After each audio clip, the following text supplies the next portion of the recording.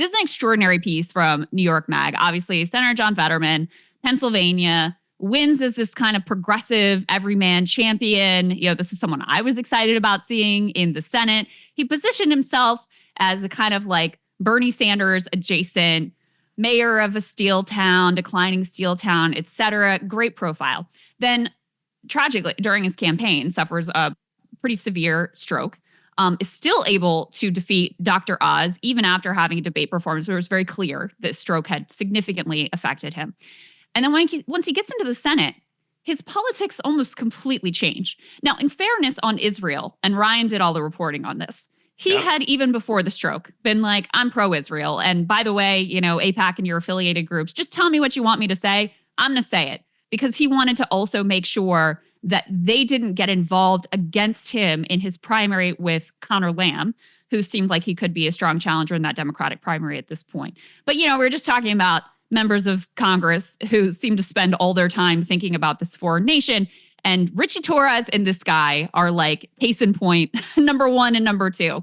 So let's put this article up on the screen because some of Fetterman's staffers decided to speak to New York Magazine about what they are seeing behind the scenes. And, if you take them at their word, they're basically describing another health cover-up, kind of akin to what we saw with regard to Joe Biden, where the stroke did really change his personality, made his views more extreme, also have created, this pattern of really erratic and frankly dangerous behavior. The headline here, all by himself, John Fetterman insists he is in good health, but staffers past and present say they no longer recognize the man they once knew. They say his 1,600-word email, this is Fetterman's, came with the subject line concerns, contained a list of them. Sorry, this is one of his staffers who was sending an email of their concerns. From the seemingly mundane, he eats fast food multiple times a day, to the scary, we do not know if he is taking his meds and his behavior frequently suggests he is not. We often see the kind of warning signs we discussed, Gentleson wrote. Conspiratorial thinking, megalomania, for example. He claims to be the most knowledgeable source on Israel and Gaza around, but his sources are just what he reads in the news. He declines most briefings, never reads memos. High highs, low lows, long, rambling, repetitive, and self-centered monologues, lying in ways that are painfully, awkwardly obvious to everyone in the room. Let's go ahead and put the next piece up on the screen.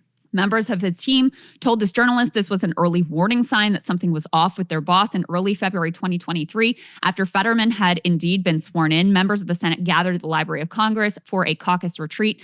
Fetterman, fresh off a hard-fought victory in the cycle's marquee race, should have been riding high, only he wasn't.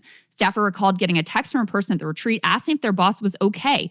Fetterman was sitting at a table by himself, slowly sipping a Coke and refusing to talk with anybody. Later that day, another staffer heard an alarming report from a journalist.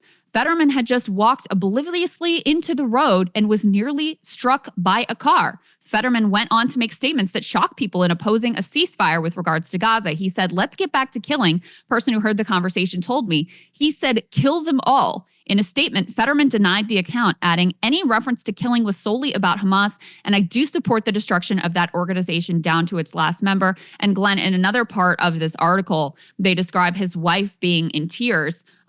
She's a sort of liberal humanitarian. She was upset over his position on Israel and Gaza to the point of, being quite emotional about it and saying, listen, they're bombing babies. You can't have this position. Now, she denies that there's been any changes in his health status.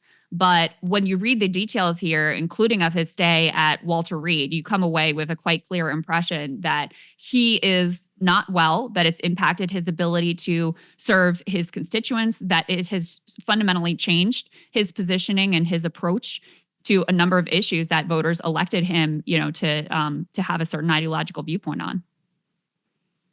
Yeah, just to address the leading example you raised, of course, it is true that in 2022 and elsewhere, Fetterman sort of gave lip service to the idea that he was in favor of Israel. I think most people understand that if you want to win statewide office, especially in a state like Pennsylvania, where there's a very heavy Jewish contingent, pro-Israel contingent.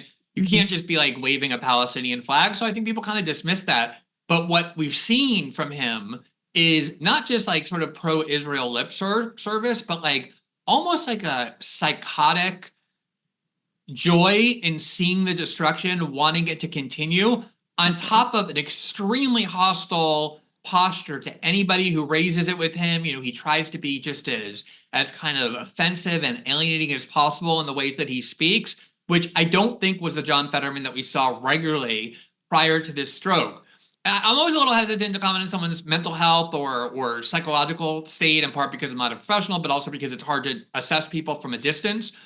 But it is so interesting to me, you know, when he had that stroke, every Republican I know was saying, you know, he's a vegetable. How can he possibly run, and yet alone win? And the minute he comes out and says, I'm a big supporter of Israel, they're all like, wow, his brain recuperated. He's one of the most sensible people in all of Washington. That really is all it takes to cure your mental health and stroke problems.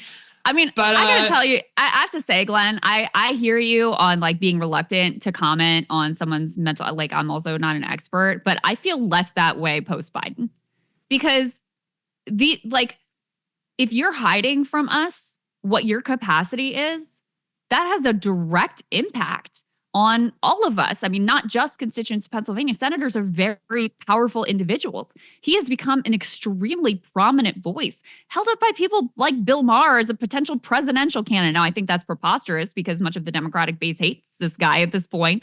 But, you know, so that's why I don't have any reluctance about it, because I think there has been such an inclination among both parties, but in particular, Democrats have had some of the worst examples lately. If you think about Feinstein, if you think about Biden as well, of trying to cover the reality of members and the president himself who were in decline, who were really not capable of fully functioning in the job. And I think it's an outrage to democracy. I think it's an outrage to, you know, Americans who deserve capable representation. No, it's a great point. I mean, I think the hiding of Biden's cognitive decline, even though the entire public saw it, the hiding of it within the DC press and political circles of the Democratic Party is a massive scandal. And it's one of the reasons why presidents have a duty to disclose their medical records, because of course it is relevant, and then it's the same for senators. I think the only difference I would put there is that the reason Americans concluded that Biden had those problems was because they saw it for themselves. And we've seen some publicly disturbing behavior from Fetterman. There was that, you know, video circulating of him refusing to put on his seatbelt and kind of getting aggressive about it. Yeah. But no, I agree. It's a huge issue, and I think you can see major changes in Fetterman. And it's he fell asleep behind the wheel. He fell asleep behind the wheel coming back from the Bill Maher. Almost killed somebody. Right. Not to mention like himself and his wife who was in the back seat. After insisting, his staff tried to insist on picking him up from the airport. He wouldn't do it. And so, yeah, I mean, it's a direct, seems like a direct safety risk, but also obviously has consequence in terms of public policy.